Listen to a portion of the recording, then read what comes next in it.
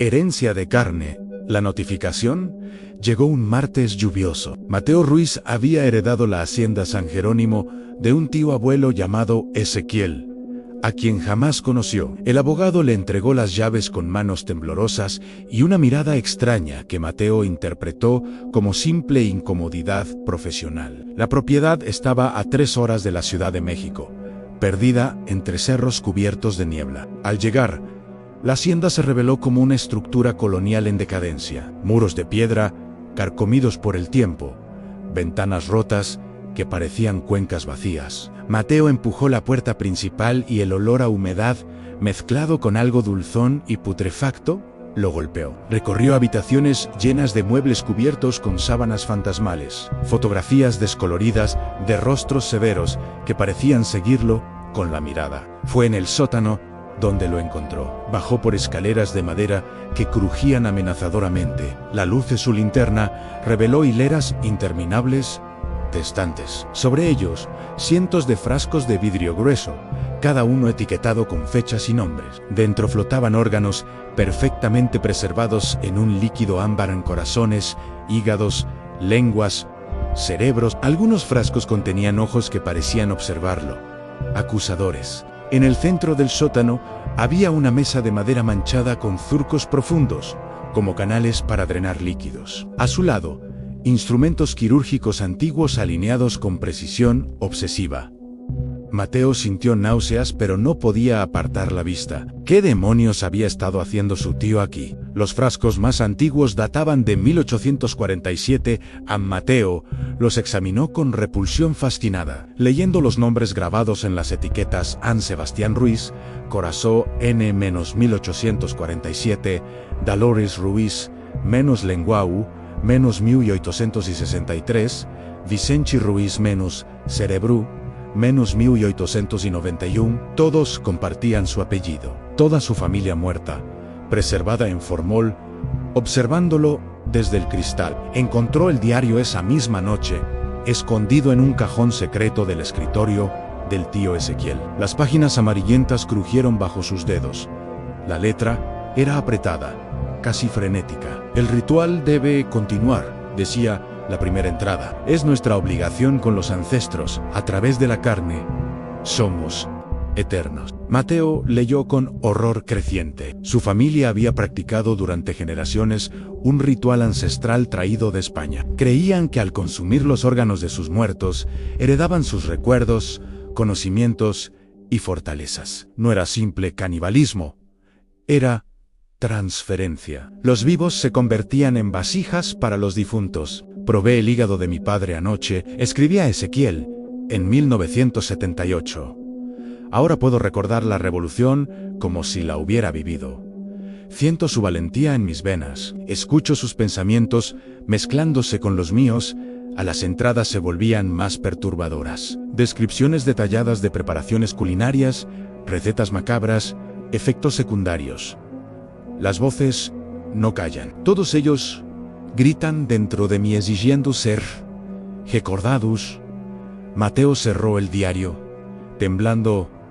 Esto era demencial. Su familia estaba completamente enferma. Decidió abandonar la hacienda al amanecer y olvidar todo esto. Esa noche, el hambre lo despertó. No era hambre. Comunan era un vacío devorador que le retorcía las entrañas. Se levantó tambaleándose, sudando frío. Sus pies lo llevaron involuntariamente hacia la cocina. En la alacena encontró carne seca, extrañamente fresca, para una casa abandonada. La etiqueta decían para Mateo, en tu primer banquete. Bienvenido a la familia. Su mente gritaba que no lo hiciera, pero sus manos actuaban solas. Arrancó un trozo y lo devoró. El sabor era indescriptible, intenso, complejo, casi eléctrico. Con el segundo bocado, llegaron las imágenes. Un hombre caminando por campos de maíz. Él era el hombre, no lo era. Era su tío Ezequiel. Estaba recordando la vida de Ezequiel como si fuera propia. Más imágenes inundaron su cerebro en Ezequiel, preparando el ritual, cortando con precisión quirúrgica, preservando órganos con reverencia religiosa. Y antes de eso, los recuerdos de otros son su bisabuelo, participando en la revolución. Su tatarabuelo construyendo esta hacienda con manos callosas. Generaciones enteras comprimiéndose en su cráneo como archivos corruptos. Mateo vomitó violentamente.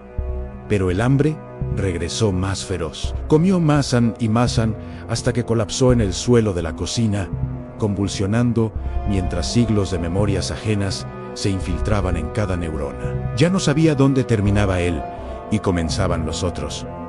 Las voces comenzaron esa noche, susurros en español antiguo, exigiendo atención, exigiendo continuidad. Pasaron 3 días. Mateo no podía abandonar la hacienda. Cada vez que intentaba subir a su coche, el hambre lo derribaba. Su cuerpo se rebelaba contra él, exigiendo más carne ancestral. Bajó nuevamente al sótano, esta vez con determinación enfermiza. Los frascos lo llamaban con voces silenciosas. Tomó uno al azar en Catalina Ruiz.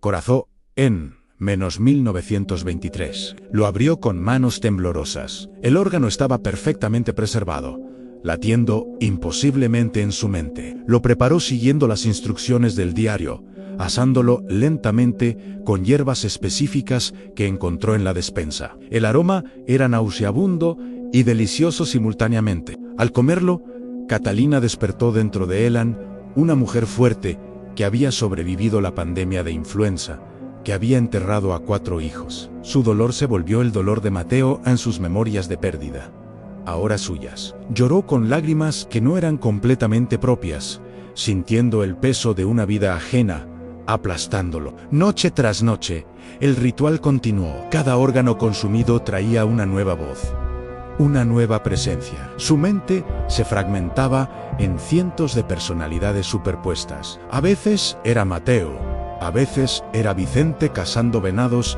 en 1891. A veces era Sebastián huyendo de la Inquisición española. Los límites se disolvían. El espejo le mostraba su rostro, pero detrás de sus ojos brillaban décadas de miradas muertas. El pueblo más cercano estaba a 20 kilómetros. Mateo llegó tambaleándose una tarde, demacrado y con ojos vidriosos. Necesitaba ayuda. Necesitaba que alguien lo detuviera. Entró a la farmacia y la anciana detrás del mostrador palideció al verlo. «¿Ruiz?», susurró. «Pensé que todos habían muerto». «Conozco a su familia», dijo con voz temblorosa. «Mi abuela me contó historias terribles sobre la hacienda. Decían que los Ruiz eran brujos, que practicaban magia negra, que se comían entre ellos para vivir eternamente». Se santiguó. «Nadie del pueblo se acerca a ese lugar. Está maldito». Mateo intentó explicar, pero las palabras se enredaban en lenguas que no dominaba. Español antiguo, náhuatl, dialectos olvidados. Las voces interiores luchaban por controlarlo. La farmacéutica retrocedió aterrorizada cuando sus ojos cambiaron de color momentáneamente, reflejando las pupilas de los muertos que habitaban en él. Huyó de regreso a la hacienda. No había escapatoria. El ritual lo había reclamado completamente. Esa noche, hojeando el diario de Ezequiel, encontró la verdad final. No hay forma de detenerlo. Una vez iniciado, el hambre solo crece. O consumes toda la herencia y te vuelves el recipiente completo, o te consumes a ti mismo. Yo elegí el primer camino. Ahora, todos mis ancestros viven en mí en pronto. Tú serás el siguiente recipiente. Mateo comprendió la trampa. Ezequiel había planeado esto. Había muerto deliberadamente, legándole la hacienda, sabiendo que el ritual se activaría automáticamente en el siguiente heredero. La carne preparada no era coincidencia, era el gatillo. Una vez probada, el cuerpo cambiaba químicamente, desarrollando un apetito insaciable por la herencia familiar. Revisó los frascos restantes.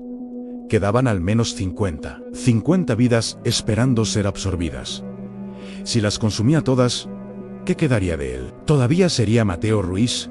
¿O simplemente un cascarón habitado por cientos de fantasmas familiares? Intentó matarse esa noche. Tomó el cuchillo ceremonial del sótano y lo presionó contra su garganta. Pero las voces rugieron en protesta unánime. Cientos de ancestros negándose a morir nuevamente. Sus manos se paralizaron, controladas por voluntades ajenas. El cuchillo cayó al suelo. Dips continuar, susurraban, en coro somos tu herencia, tu responsabilidad. No puedes negarnos. A Mateo gritó hasta desgarrarse la garganta. Estaba atrapado en su propio cuerpo, prisionero de una tradición monstruosa que se había alimentado de su familia durante siglos. No había muerte posible, no había escape. Solo quedaba completar el ritual o volverse loco en el intento. Esa noche, con lágrimas de desesperación, bajó nuevamente al sótano. Los frascos brillaban en la oscuridad como joyas malditas. Los meses pasaron en un borrón de carne y locura. Mateo consumió metódicamente cada órgano, cada fragmento de su herencia maldita. Con cada comida, su identidad se erosionaba más.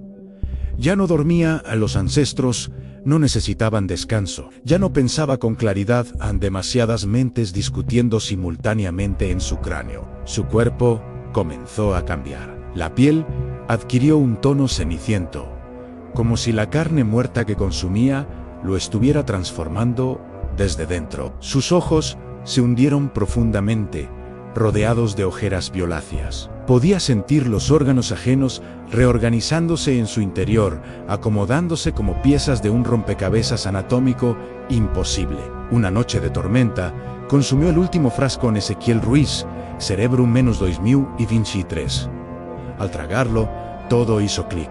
Los recuerdos fragmentados se unificaron. Comprendió completamente el propósito del ritual. No era inmortalidad individual, era inmortalidad colectiva. La familia Ruiz había descubierto una forma grotesca de preservar conocimiento, experiencia y memoria a través de generaciones. Pero el precio era monstruoso. Mateo ya no existía como individuo. Era un archivo viviente, una biblioteca de carne que contenía siglos de historia familiar. Podía recordar perfectamente batallas del siglo XVI, epidemias del XIX, revoluciones del XX, era todos sus ancestros simultáneamente. Y ahora, según el diario, tenía una última tarea: preparar su propia carne para el siguiente heredero. El ritual debía continuar, siempre debía continuar. Mateo subió del sótano por última vez, cargando los instrumentos quirúrgicos. Se miró en el espejo roto del recibidor. El reflejo mostraba superposiciones fantasmales en su rostro sobre el de Ezequiel, sobre el de Vicente, sobre generaciones enteras. Todos mirándolo, esperando. Preparó la mesa quirúrgica meticulosamente. Etiquetó frascos nuevos con su nombre y la fecha. Mateo Ruizeta, -2025. Las voces lo guiaban, instruyéndolo en el procedimiento exacto. Sintió una calma antinatural, la resignación de quien finalmente acepta su destino. Con precisión escalofriante, comenzó el autosacrificio. No había dolor, las voces lo bloqueaban, protegiéndolo hasta el final. Preservó cada órgano cuidadosamente, susurrando oraciones en latín que no recordaba haber aprendido. Su sangre manchaba las etiquetas mientras escribían para el siguiente, para la continuidad, para la familia. Cuando finalmente colapsó, muriendo lentamente mientras su cuerpo era sistemáticamente vaciado, sintió una satisfacción perversa. No moriría realmente, viviría en el siguiente heredero junto con todos los demás.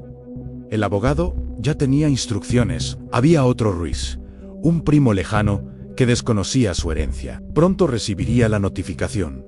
Pronto llegaría a la hacienda. Pronto probaría la carne preparada especialmente para él. El ritual continuaría. La herencia de carne era eterna. Y mientras sus ojos se cerraban por última vez, Mateo sonrió con cientos de bocas invisibles. La familia vivía siempre viviría en la carne.